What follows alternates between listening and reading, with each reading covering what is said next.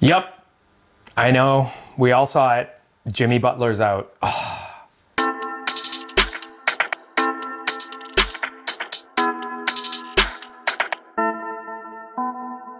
I'm Doc Faisal, orthopedic surgeon with Move Smarter Health. We are sponsored by an educational grant from Kinesi Movement. I love sports. I love talking about injuries. I take care of shoulder and knee injuries, and I operate and treat on them. And please consider this an educational, informative video only. Here we go. Well, first of all, I didn't realize he's 36 years old. I thought he was way younger. But yep, we got another ACL. What are we going to do? Well, so what do you want to know? You want to know about ACLs? There's plenty of videos that I've done already about the mechanics, biomechanics, movement, kinematics, all of that. What happens now? You know, he's blown out his ACL. As far as we know, it's an isolated ACL. We all know that. You got the bone contusions, right? Risk of cartilage injury long-term. You can get OA. We know about all that. There's probably about 20 million knee injuries annually on average. About 3 million of them are sports-related knee injuries. Now, elite athletes, obviously a small segment of that. But there's a lot of injuries happening. And there's a lot of ACLs. The number of ACLs are a few 100,000 a year. Probably more than that. I think, the numbers based on, insurance data, surgery center data. You can't always compute all the numbers, but the estimate published, they could be anywhere from 250,000 to 400,000. I think it's actually higher than that. Lots of ACL surgeries, because then you have to take into account who didn't get surgery, right? Some people decide not to have surgery on their ACL. They may be older, recreational. They decide not to do it. They decide to take a brace, or some of them have chronic ACLs and they never get the surgery, and it's only later that they're identified when they have osteoarthritis and some problems in knee mechanics older than 45 to 50, when they realize, oh, you probably had an old ACL tear. Boom, boom, That wasn't a burp. So, what are we going to do about Jimmy Butler? Well, the good thing is we've got great surgeons out there. I'm not his treating surgeon. Again, this is within the context of a real injury with an athlete who has an injury. Educational video, sponsored by Kinesi Movement. Now, you know what I don't like to do? I'm not one of those people that tell you to like and subscribe, because you know what? If you like it, you're going to do that anyway. So enough of that. Wait, should I be doing that? Just say subscribe. Okay, subscribe. Let's see if that actually makes an impact. Like here and subscribe here. It's all educational. If you like it, use it. Come on, let's move on. All right, so ACL tear. You saw it happen. Right knee, plant, pivot, and you could literally watch the tear happening because you saw him land. And in slow-mo, can you imagine if they had 1 or 2 million or several million frames per second slow-mo camera? That's what you should do. ESPN, news channels, get a slow-mo several million frames per second camera out there. Man, you could capture so many injuries. You could literally watch everything happen. Like, you could watch what we can do on Kinesi is that you could literally see what's happening from a video external aspect. You could watch what's happening inside the knee from an external separated, sort of dissociated manner of movement kinematics. Like, get it. You guys have the funds. Get a high-speed camera out there. So once they do, I'll take the credit. Yeah. Right? Yeah. Come on, ESPN. Do it. Do it. Make me happy. Use some money. Yeah, no. It'll be someone else's idea. It's like, I've been saying that forever. Hey, let's do this. Whatever. It's all good. There's plenty of people out there that have the same idea and they've been saying the same thing, I'm sure. It's not just me alone. It's a convergence of thought. Oh, there we go. All right, back to ACL. Did you like that? Did I hit was that a B? Oh. Or was that a B sharp? I'll check. I'll check in post. So, he landed, and you could see him as he's landing, pivoting, and all of a sudden you could see, literally, once that got past 20 degrees, And the rotational kinematics, you could literally see that it just kind of went past a certain point, and you could see him landing. Oh! I know that feeling. Soccer, 2004. Blow out my ACL. I could literally feel that exact moment happening where you feel that tear. I mean, it'd be amazing to actually interview Jimmy Butler during that episode, you know, like what actually happened. I am sure that in his brain, he's thinking he remembers every single moment, you know. I mean, I remember I had the injury and then I had to actually walk off, sit on the sideline, and I was limping, I was swollen. I said, I'm not injured. I'm not injured. It was all like denial in my head. I knew I tore something. And then I would wobble when I tried to walk off the field. This was in the grass fields, on the polo fields in San Francisco where they set up the soccer nets. And then I had to walk from the field up an incline to my car, parked at an angle. And it was a manual shift. And it was my left knee. So I had to use the clutch to get home. That was a pretty interesting. Luckily, it blew up right away. It got stiff, so like it kind of protected the knee. Because hey, those are our body's internal body airbags. Boom! It blows up with blood, splints the knee, gives you the stiffness. That's actually the body's reaction in a good way to stiffen up, prevent maybe further injury, one could argue, but it's kind of like our internal airbags. Whether they're like a bursitis, you get those are technically more like airbags because they're more external, they're padding on the outside, but it's essentially an internal splint for our own bodies. So now what's going to happen? He's going to see a good surgeon. He's going to get this treatment for the surgery. When can you do the surgery? As long as he has more than 90 to 100 degrees of flexion, his swelling's down, and the question is, does he have any other associated injuries? We know that he's going to likely have some chondral injury that may or may not have resulted in bone edema, that may or may not be resulting in some cartilage long-term wear down the road. I mean, it's almost inevitable that that happens.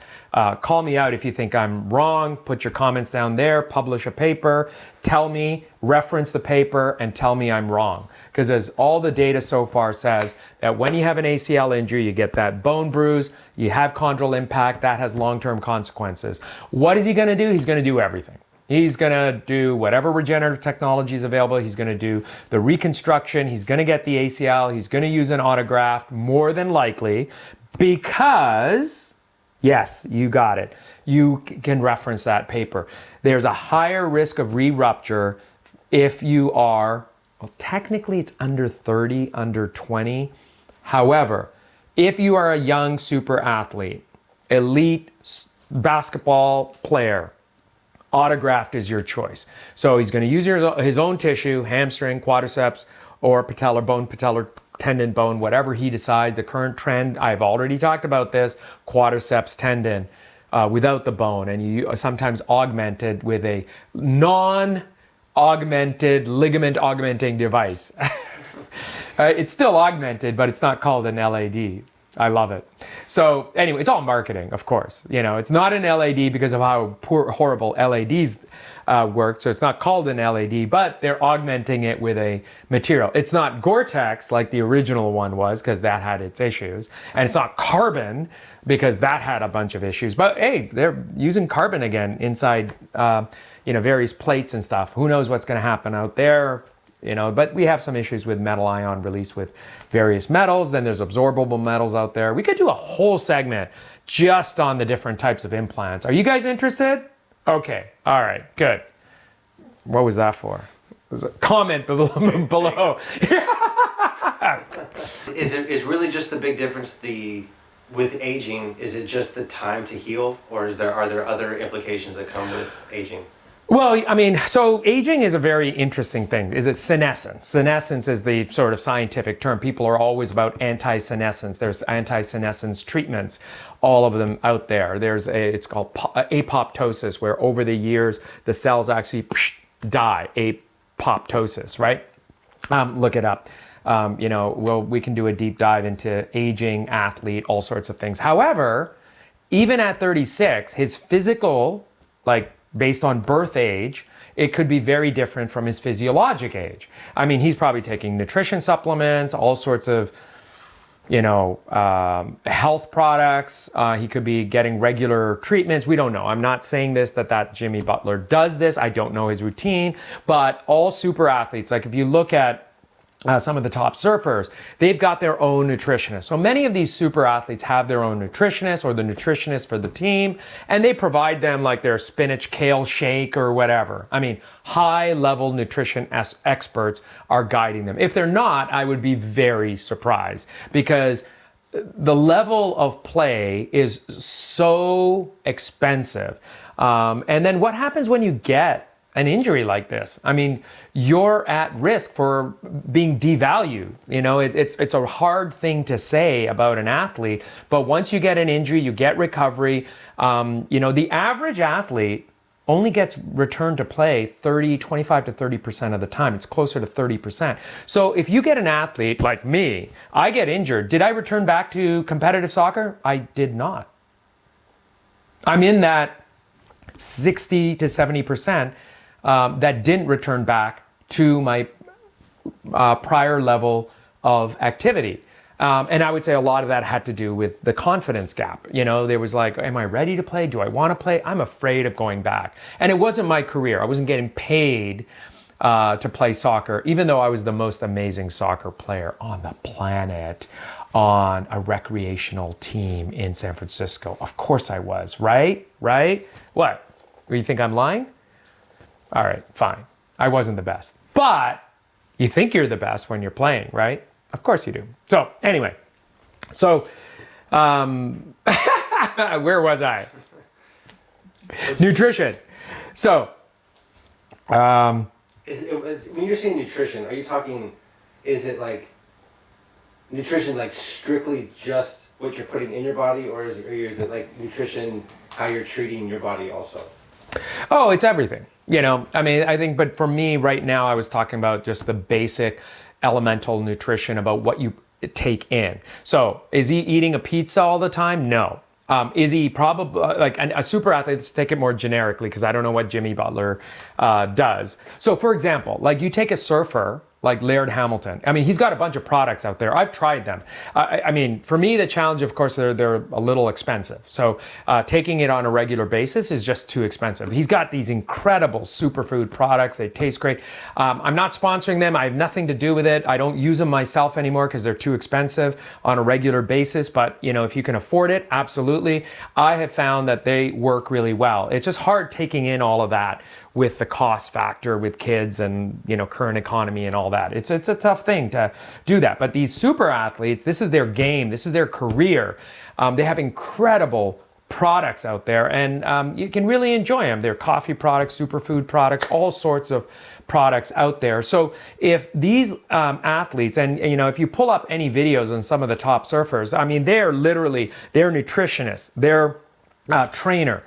They're working all together. So the snowboarders all do this, right? The top elite athletes, I'm sure Red Bull has their own, team, and they get all these nutritionists and trainers that work with them. And so basically you've got your kale, your spinach, your sandwich, all sorts of stuff. You're eating egg whites. Or some of them are avoiding egg. That's sort of the current trend. Don't eat eggs. Don't take olive oil. It's inflammatory. There's all sorts of different, you're going to hear all sorts of things out there. And when it comes to health and nutrition, it's not regulated by the FDA, right? Cosmetics to a certain extent, certain products based on their claim and labels, but you can say almost anything you want, and the FDA doesn't have the time or bandwidth to go after this. Because even sometimes some of these companies, I'm not saying this about any products I mentioned, I'm being very generic about this, like, sorry, Laird, you have a great product. I'm not saying anything negative about you. I'm not sponsored.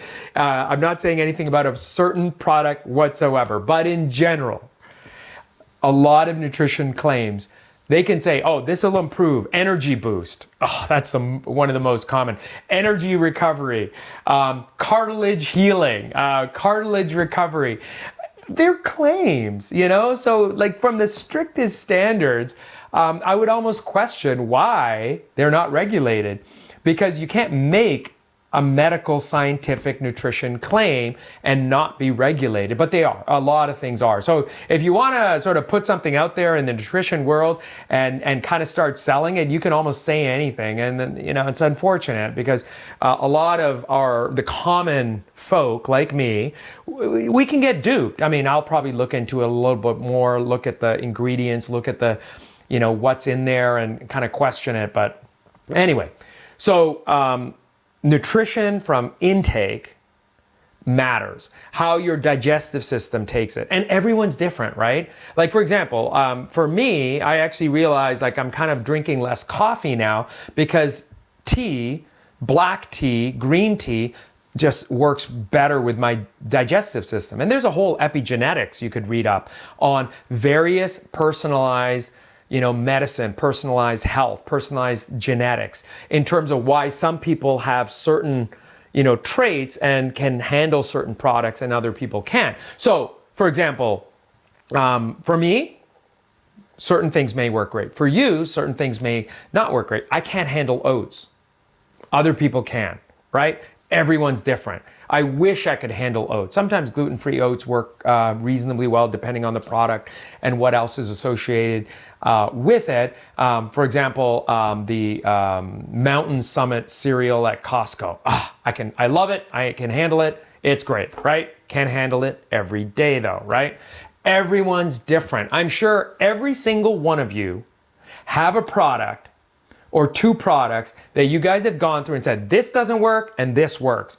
And you will absolutely just be passionate about it. But remember, that's your personalized health routine, personalized nutrition routine, and every super athlete goes through this. Now, what's he gonna do after the Jimmy Butler, getting back to Jimmy Butler, because I know Joey's like bored out of his mind saying, where the hell is he going with this, right?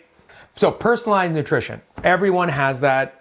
So after his injury, he's gonna be on a full routine, regimen, recovery. You're gonna get everything that doesn't inflame his body and gut is what he's gonna be going after, right? You know, for the, you know, most of these super athletes. Okay, what do you need now? You need calcium, you need vitamin D. Where are you gonna get it? Milk. What's the best energy recovery based on scientific data? No, it's not a protein shake. No, it's not an amino acid shake. No, it's not creatinine. No, it's not Gatorade. What is it? Chocolate milk. If I could say one thing about everyone out there when it comes to something natural that gives you a great recovery, turns out it's chocolate milk. Great scientific paper that showed the difference and recovery. You just said natural and then you said chocolate milk. It is. Chocolate's natural. Cacao is natural. Okay. Milk is natural, right? What cow does that come from? It's a brown cow. All right, fine. Okay, I'll take it. Okay, milk is natural. Putting chocolate in it, even though chocolate's natural. All right, you got me there. Just don't do like Hershey's. Like that's the worst chocolate out there, in my opinion. I'm not putting Hershey's down in any way. I don't even have enough viewers for Hershey's to sort of come at me with a lawsuit.